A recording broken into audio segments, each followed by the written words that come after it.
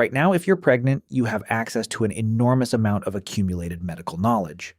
Regular scans, blood tests, a trained doctor tracking every stage of development, and a clear evidence-based understanding of exactly what's happening inside the body at every single point along the way. For most of human history, none of that existed. No imaging, no blood work, no formal medical training grounded in anything resembling modern biology. Just experience, observation, and whatever practical wisdom had been passed down through countless generations of women who had been through it before. So, how did ancient humans actually handle pregnancy, one of the most physically demanding and seriously dangerous experiences a human body can go through, without any of the medical infrastructure we now consider absolutely essential? Let's dig into this properly, because the answer involves an enormous amount of accumulated practical knowledge, real risk, and a level of communal support that looks very different from how a lot of pregnancy gets handled in the modern world. Let's start with the most sobering baseline fact worth establishing clearly up front. Pregnancy and childbirth represented one of the single greatest risks to a woman's life throughout almost the entirety of human history. Without modern medical intervention, complications during childbirth, excessive bleeding, prolonged or obstructed labor, infection, could turn fatal remarkably quickly, and historical estimates suggest maternal mortality rates were staggeringly high compared to what's considered normal in developed regions of the world today. This isn't a detail to gloss over quickly, because it fundamentally shapes everything else worth understanding about how ancient societies approached pregnancy. Rather than being treated as a routine, low-risk life event, pregnancy was widely understood, across an enormous range of ancient cultures, as a seriously dangerous undertaking, one that demanded serious communal attention, accumulated practical skill, and considerable social and ritual significance. Let's talk about who actually provided care and assistance during pregnancy and childbirth in ancient societies, because this role turns out to have been remarkably consistent across an enormous range of otherwise very different cultures. Experienced women within a community, often older women who had already been through pregnancy and childbirth themselves multiple times, frequently served as informal but seriously skilled birth attendants, functioning as a kind of specialized, accumulated expertise built entirely through direct, repeated, hands-on experience rather than any formal medical training in the modern sense. These women, sometimes referred to in various historical and anthropological contexts, using terms that translate roughly to midwife or an equivalent local term, typically accumulated extensive practical knowledge about labor progression, positioning, complications, and recovery, built up and refined across countless individual births they'd personally witnessed and assisted with over the course of their own lives. This accumulated practical expertise, though obviously lacking the theoretical, biological grounding of modern obstetric medicine, was often remarkably sophisticated in practical terms. Experienced traditional birth attendants across many different cultures developed real skill in recognizing warning signs of complications, understanding effective positioning to help ease difficult labor, and managing certain emergency situations with whatever practical tools and techniques were available within their specific cultural and material context.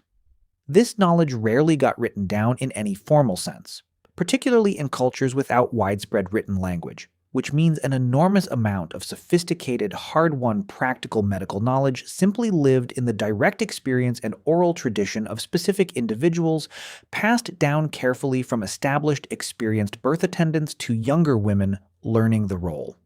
generation after generation. Let's talk about specific pregnancy-related knowledge ancient societies actually developed, because it turns out to be considerably more extensive and, in some respects, more accurate than casual modern assumptions about primitive medical understanding might suggest.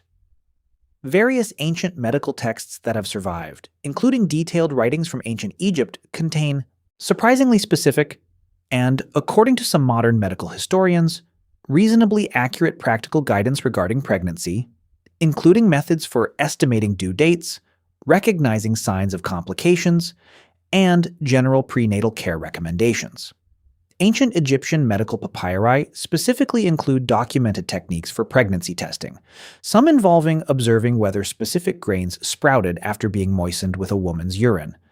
A method that modern researchers have found carries at least some genuine scientific basis, since hormonal changes during pregnancy can, in certain circumstances, actually affect the germination of specific grain types, representing a fairly remarkable example of ancient practical observation stumbling onto something with real, if imperfectly understood, biological validity behind it.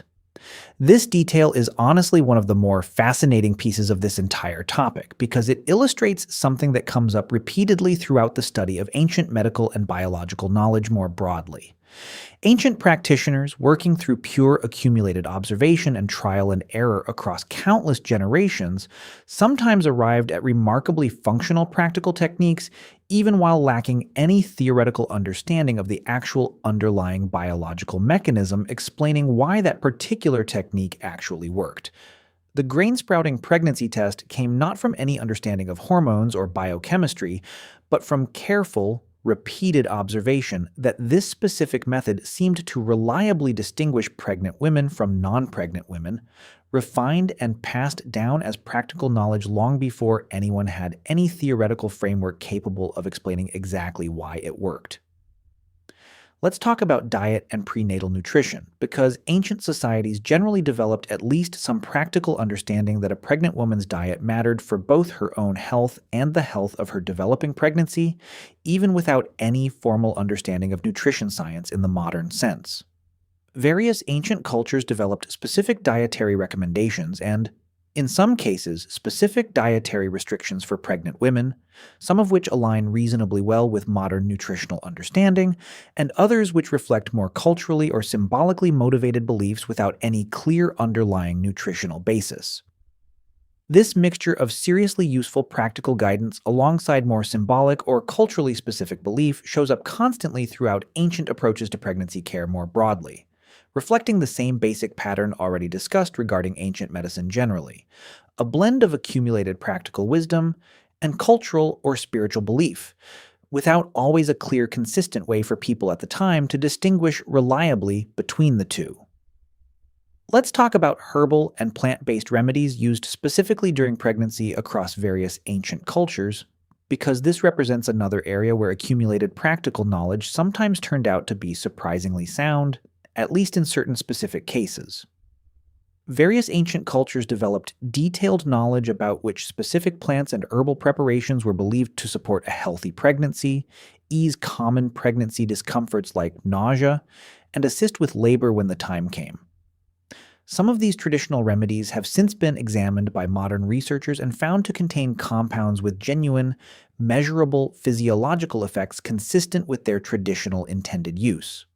while others have been found to carry little measurable benefit, or in some specific cases, actual risk, particularly regarding certain plants historically used to induce labor that modern research has identified as carrying meaningful safety concerns if used incorrectly or in excessive quantity.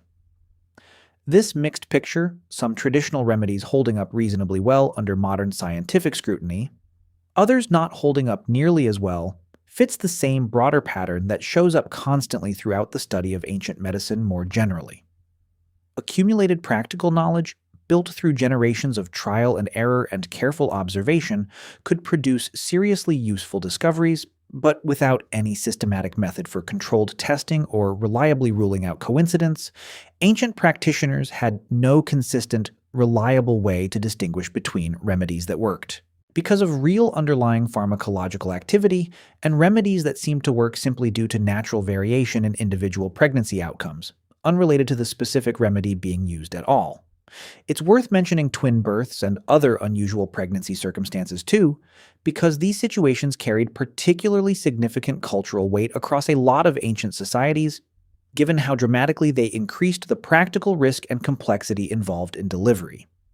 Various ancient cultures developed specific rituals, beliefs, and, in some documented cases, specific practical birthing techniques adapted specifically for multiple births, reflecting an accumulated awareness that these situations required distinct handling compared to typical single-child deliveries. Some ancient societies viewed twins as particularly auspicious or spiritually significant, while others developed more cautious or even fearful cultural associations, reflecting the seriously elevated practical risk multiple births represented in a world without modern surgical delivery options available as a reliable backup for the more complicated deliveries these situations frequently produced. By the way, if you want to go even deeper into the secret lives of ancient humans, I just launched a full course called The Secret Lives of Ancient Humans. 10 modules, 3+ hours of content covering everything we never talk about on YouTube. What they feared, how they communicated, what hunted them, and much more. Plus an exclusive PDF guide included. Link in the description. See you inside. It's also worth touching on how the presence or absence of a supportive birth attendant appears to have measurably affected outcomes even within the limits of ancient medical knowledge, since this pattern shows up repeatedly across historical and anthropological research on the topic. Women giving birth with the assistance of an experienced attendant, whether a formally recognized midwife or simply an older, experienced female relative, generally appear to have fared better across a range of documented historical contexts than women who labored entirely alone or without any experienced support present. This makes intuitive sense once you consider everything already discussed. An experienced attendant could recognize early signs of complications, offer practical positioning guidance, provide basic comfort and reassurance, and in the event something went seriously wrong, at least attempt some form of intervention rather than leaving a laboring woman to face a dangerous complication entirely unassisted. This detail reinforces just how central communal, experience-based support was to ancient approaches to pregnancy and childbirth, not as some optional, purely social nicety, but as a seriously practical component of how these societies worked to manage one of the most dangerous ordinary experiences a person could go through. Let's talk about ancient Greek and Roman approaches to pregnancy specifically, because they left behind some of the more detailed surviving written records on this particular topic. Ancient Greek medical writers, including figures within the broader Hippocratic medical tradition, wrote extensively about pregnancy, offering guidance on diet, physical activity, and warning signs of potential complications, some of which reflects reasonably sound practical observation, and some of which reflects theoretical frameworks about bodily function that modern medicine has since completely abandoned. Roman medical writers built further on this earlier Greek foundation, and some surviving Roman medical texts include surprisingly detailed practical guidance on labor management and newborn care, indicating a fairly extensive, actively developing body of accumulated medical knowledge specifically focused on pregnancy and childbirth within the ancient Mediterranean world. Let's talk about ancient Chinese approaches too, because traditional Chinese medicine developed its own extensive, independently derived body of knowledge specifically focused on pregnancy care, built around its own distinct theoretical framework involving concepts like balance and specific dietary and lifestyle recommendations tailored to different stages of pregnancy. This represents yet another example of the broader pattern of independent development already discussed extensively throughout this whole series.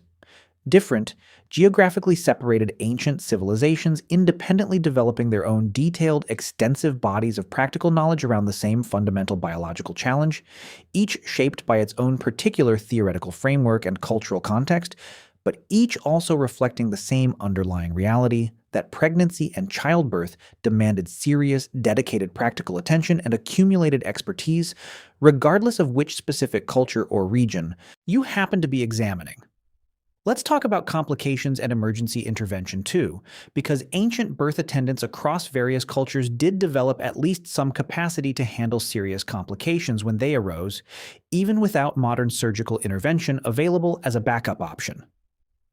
Historical and archaeological evidence suggests some ancient cultures developed techniques for managing certain specific birth complications, including methods for addressing difficult positioning during labor, and in some very rare, extremely high-risk documented historical cases, evidence of surgical intervention during childbirth, though such procedures carried an extremely high risk of maternal mortality given the complete absence of anesthesia, sterile technique, or any real understanding of infection control as it's understood today.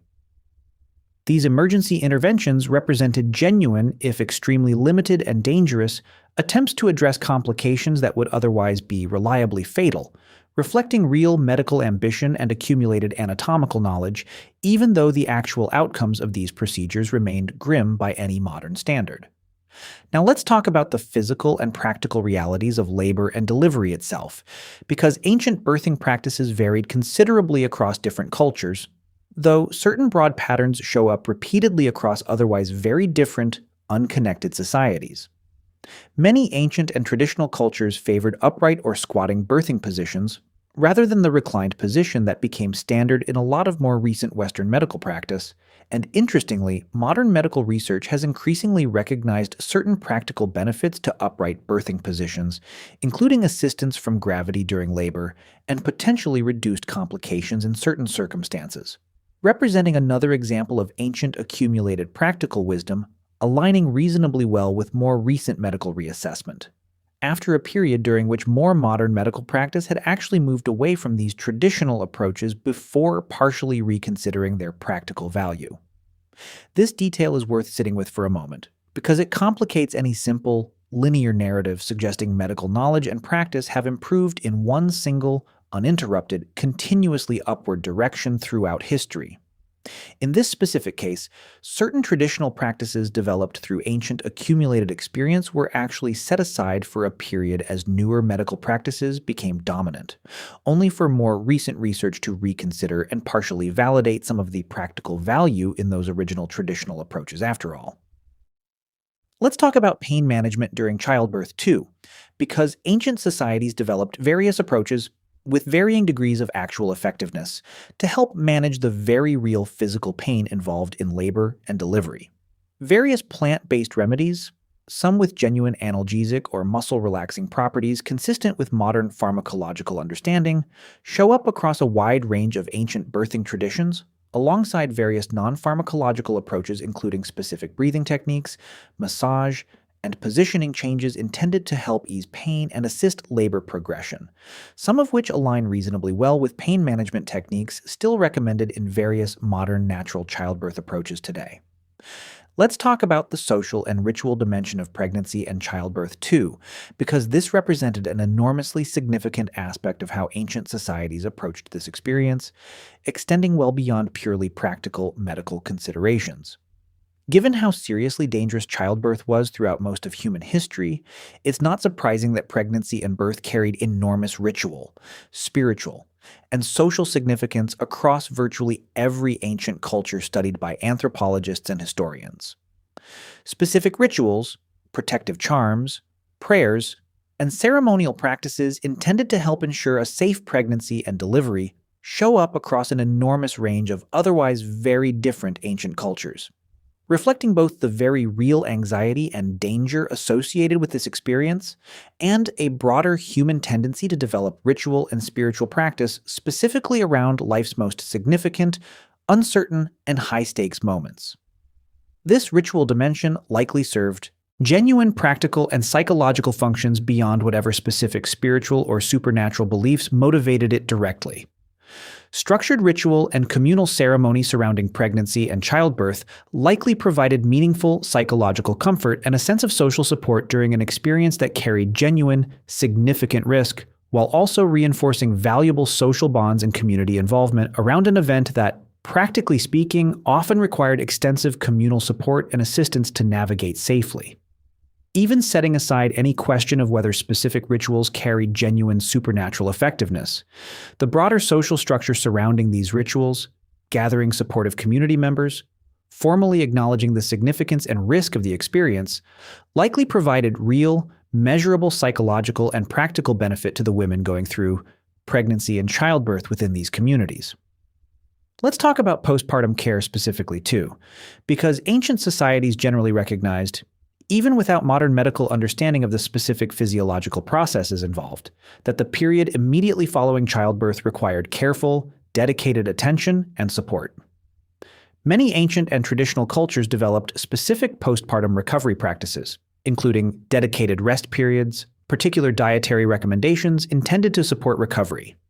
and in cases of breastfeeding, adequate milk production, and various forms of practical assistance from other women in the community, to help manage household and childcare responsibilities during the physically demanding recovery period immediately following birth. This recognition that postpartum recovery required genuine time, support, and attention, rather than an immediate, unsupported return to full normal activity, represents a meaningful, practical piece of accumulated wisdom that shows up repeatedly across many different ancient and traditional cultures, even though the specific practices and their particular durations varied considerably from one culture to another. Let's talk about infant mortality and its connection to how pregnancy itself got approached and understood, because this represents an important, sobering piece of context worth including honestly. Given how commonly infants and young children died throughout most of human history, a topic discussed at greater length in research examining how early humans worked to protect their children more broadly, pregnancy and early infancy together represented an extended period of genuine uncertainty and risk, stretching well beyond the birth event itself into the vulnerable early months and years of a child's life. This broader context likely shaped a lot of cultural and psychological approaches to pregnancy throughout ancient history, including some documented cultural practices around delaying full formal social recognition or naming of an infant until it had survived past the most dangerous early period. A practice some historians and anthropologists interpret as a kind of psychological protective mechanism, helping to manage and process the very real significant risk of loss that accompanied pregnancy and early childhood throughout most of human history. Let's zoom out and pull all of these different threads together, because the full picture of how ancient humans handled pregnancy turns out to be a lot more sophisticated and considerably more communally organized than a simple assumption of primitive, purely instinctive management might initially suggest. Ancient societies developed genuine, accumulated practical expertise around pregnancy and childbirth, carried forward primarily through experienced women serving as informal but skilled birth attendants, passing down hard-won practical knowledge about labor, complications, and recovery across countless generations, entirely through direct experience and oral tradition rather than formal medical training. This practical knowledge, while certainly incomplete and occasionally mixed with less accurate cultural or symbolic belief, sometimes proved remarkably sophisticated and, in certain specific cases, aligned surprisingly well with what modern medical research has since independently confirmed. Alongside this practical, experience-based medical knowledge, pregnancy and childbirth carried enormous social and ritual significance across virtually every ancient culture, reflecting the very real, substantial danger involved, and providing meaningful communal support and psychological comfort during one of the most physically demanding and deeply uncertain experiences a person could go through. None of this made ancient childbirth safe by any modern standard, and the staggering historical maternal mortality rates make that painfully clear. But it does reveal a considerably more organized, knowledgeable, and communally supported approach to pregnancy than a simple, dismissive assumption of primitive helplessness would ever suggest. So the next time pregnancy and childbirth come up in conversation as though modern medicine single-handedly invented careful, knowledgeable pregnancy care from complete scratch, it's worth remembering that ancient societies across the entire world developed remarkably sophisticated accumulated practical knowledge, sometimes uncannily aligned with what modern medical research has independently confirmed, built entirely through careful observation and hard-won direct experience, passed down across countless generations of women supporting each other through one of the most significant and demanding experiences the human body is capable of going through, which leaves an interesting thought worth sitting with. If ancient societies managed to develop this much remarkably sophisticated, occasionally strikingly accurate practical knowledge about something as complex as pregnancy and childbirth entirely without modern scientific tools or theoretical understanding, relying purely on careful observation and generations of accumulated, carefully transmitted experience. What does that suggest about the sheer depth and sophistication of practical human knowledge quietly accumulated and lost throughout history, long before anyone thought to formally write any of it down?